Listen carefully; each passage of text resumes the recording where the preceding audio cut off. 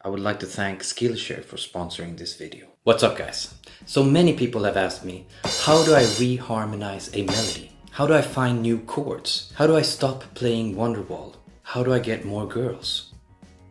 Well, in this video I want to answer those burning questions within you in 7 levels of reharmonizing a song.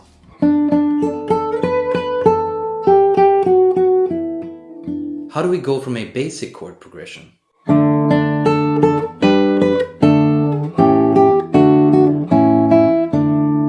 to something more interesting, like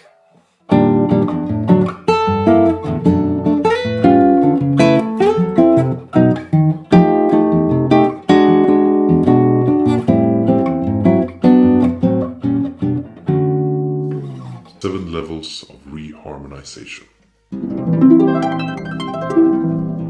create a baseline.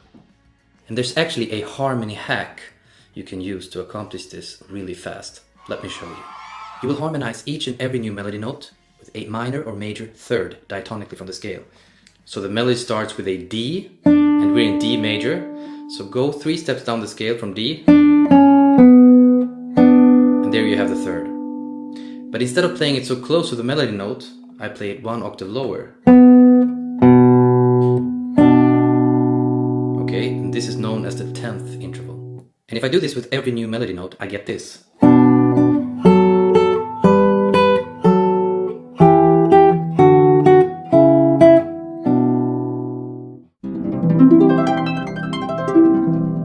We're off to a good start now. We have the bass note together with the melody note, and those two together imply chords. We just need to find them.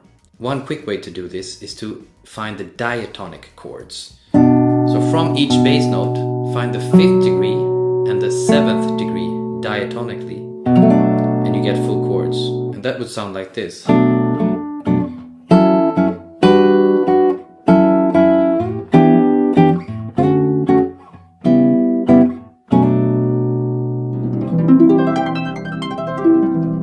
Now that we have found some basic chords that go along with the melody, what I'd like to explore are ways to lead into those chords.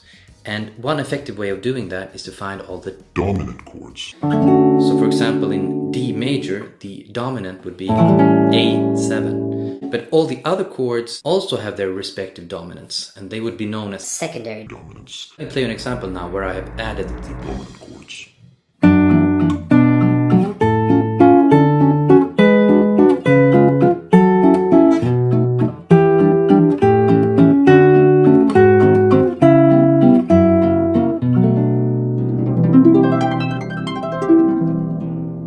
It's time to explore the 2-5-1 progression. Before the dominant, the 5 chord, we can add the 2 chord. If we have the B minor chord, you go 1 step up, play a minor chord, minor 7 chord, perhaps with a flat 5, the dominant to the 1. Explore that and do that with all the chords in the scale. Now let me play you an example using 2-5-1 progressions. 1, 2, 1, 2, 3, 4.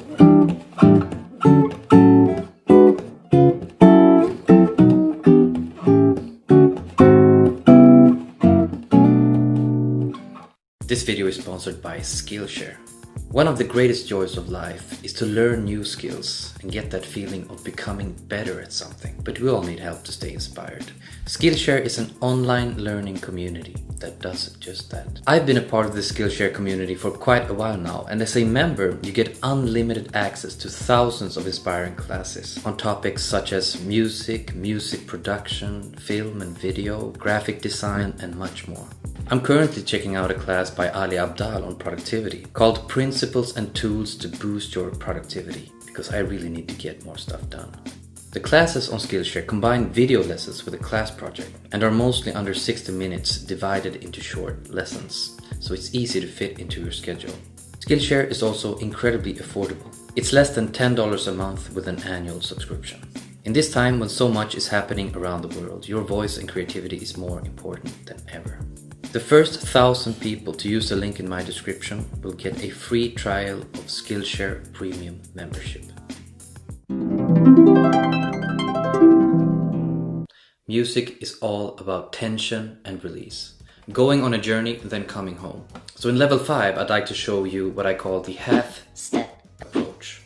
Whenever you have a chord, in this case I have a B minor 7, take the bass note and go up a half step.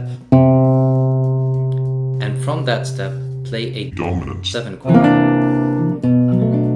That half step creates a lot of tension. Let me show you an example applying the half step approach.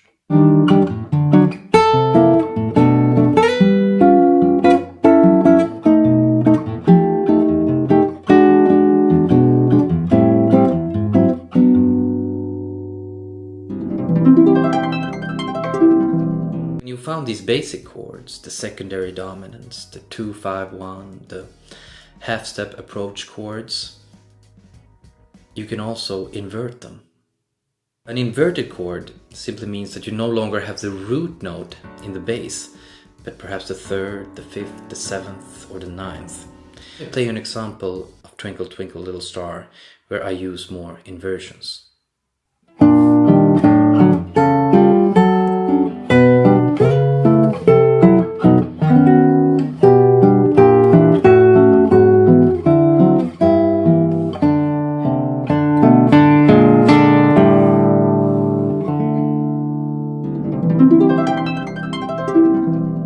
It's great to have a toolbox. It's great to know a lot about music theory, because that can help you when you get stuck. But don't let theory confine you. And if you don't know much about theory, don't let that stop you from trying things out. One thing I do, for example, is I just improvise and I allow my fingers to do whatever they want, and trying not to think about what I'm doing.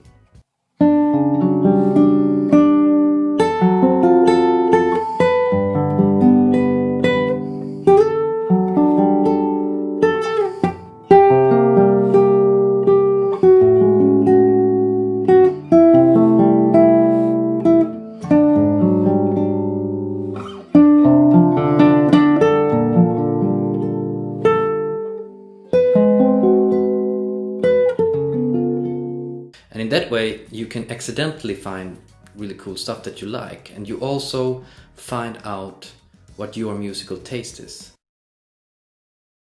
Harmony is infinite, and compared to someone like Jacob Collier, I'm a beginner.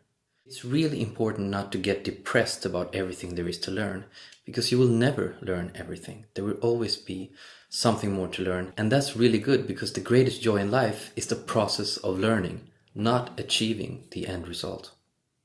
I hope this video was useful for you. And if you want more tutorials and stuff like that, I have that on my Patreon page. Thanks for listening.